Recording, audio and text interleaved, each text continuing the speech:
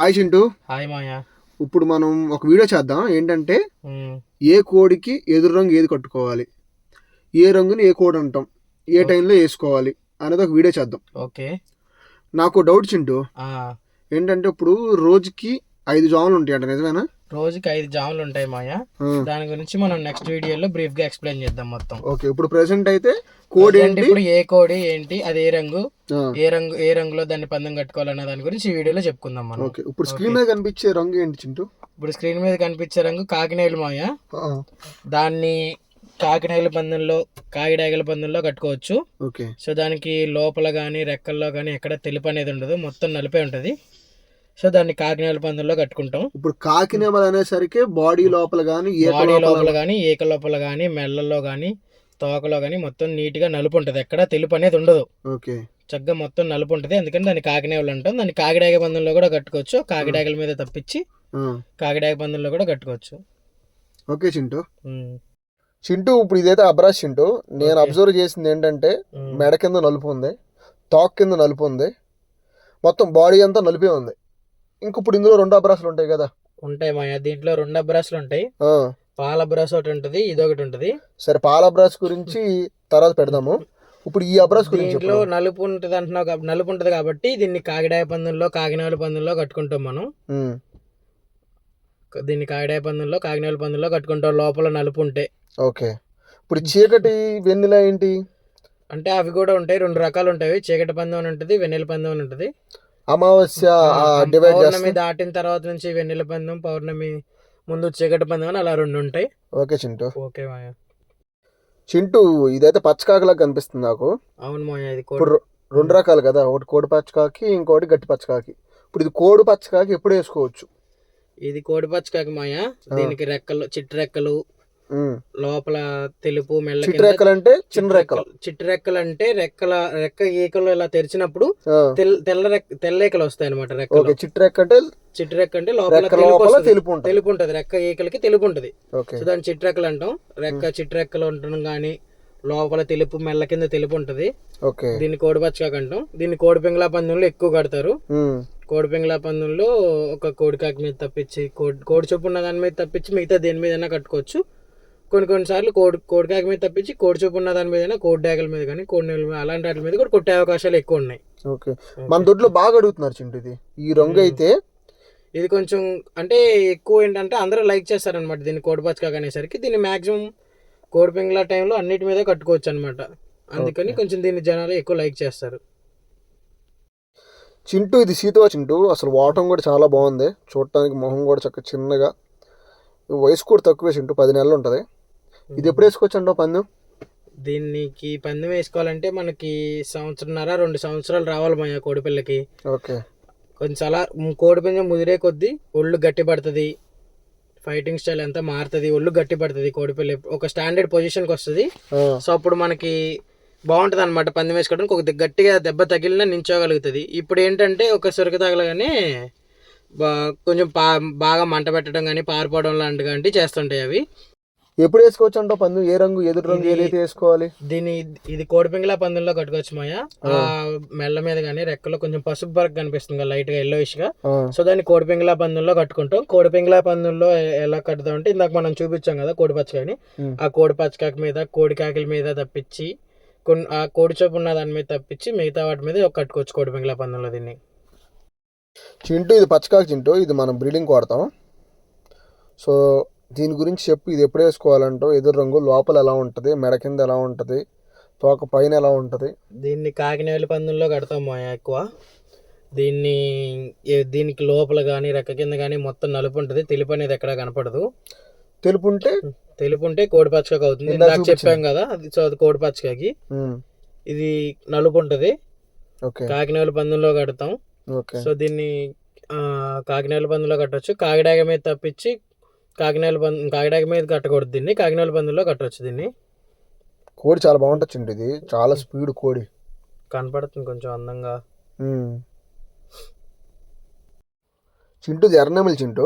Okay. దీని వయసు కూడా 10 months ఉంటుంది. సో దీని ఎదురు రంగు ఏది కట్టుకోవచ్చు, ఏ జాములో వస్తుంది, ఏంటి దీని గొప్పతనం ఏంటి? దీన్ని ఎక్కువగా కోడ్డాక పందుల్లో వాడతాం మాయా. కోడ్డాక పందుల్లో వాడతాం ఎక్కువగా దీన్ని అర్నేవుల్ని.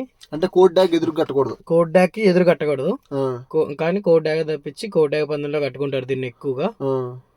కోడ్డాక పందులో చాలా బాగా ఉపయోగపడుతుంది అనమాట ఇది. ఎదురు రంగులు ఏమున్నప్పుడు ఈజీగా అంటే ఇప్పుడు కోడ్డాక పందుల్లో కడుతున్నాం కాబట్టి ఎదురు రంగు కాకి చూపు ఉన్న దాని మీద కట్టుకోవాలి. కాకిడాకలు కానీ కాకినేవులు కానీ పచ్చకాకులు కానీ అలాంటి వాటి మీద కట్టుకుంటారు దీన్ని. ఓకే, అది చింటూ ఇది కోడిపెంగల చింటూ. దీని వయసు వచ్చేసి దాదాపుగా 18 నుంచి 20 నెలల వయసు ఉంటుంది. సో మనమైతే పందెం కట్టడానికి రెడీ చేసాం. ఇది ఎప్పుడు వేయచ్చు, దీని ఎదురు రంగు ఏంటి?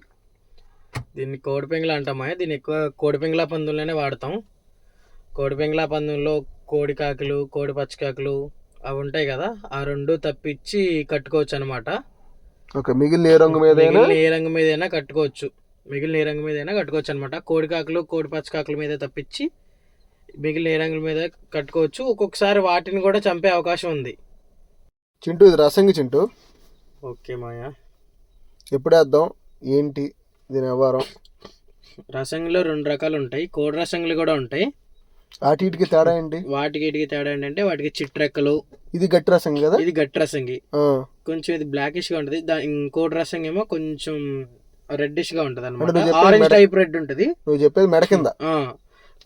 కోడి రసంగులకి ఎలాగంటే లోపల, వీటికేమో లోపల నలుపు ఉంటది, మెల్ల కింద గానీ తోక పైన కానీ మొత్తం నలుపు ఉంటది అనమాట.